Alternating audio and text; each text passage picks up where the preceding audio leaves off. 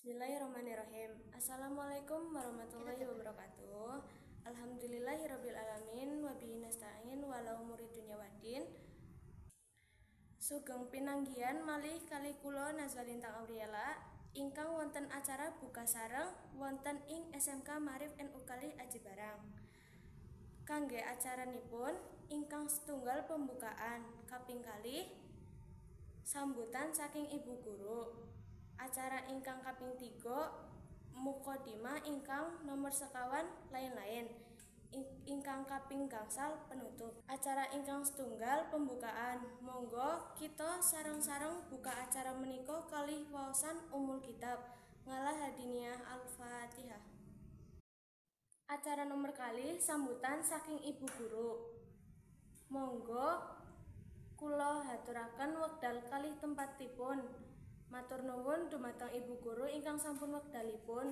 Dene acara ingkang nomor 3 mukodimah ingkang badhe diisi Ustadz Muhammad Khalid SPDI. Matur nuwun dumateng Bapak Ustadz.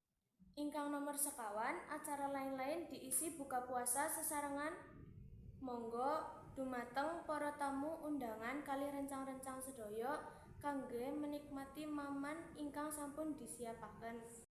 Dene acara ingkang kaping gangsal ditutup kali doa sesarengan ingkang badhe dipun pimpin doa kali Bapak Ustadz Muhammad Khalil. Mekaten acara buka sesarengan sampun mlampah kanthi mboten wonten halangan setunggal menapa mekaten acara demi acara pun rampung. Mbok beli kula selaku pembawa acara wonten kata-kata sing mboten pas teng menawi panjenengan kula selaku pembawa acara nyuwun ngapunten. Assalamualaikum warahmatullahi wabarakatuh.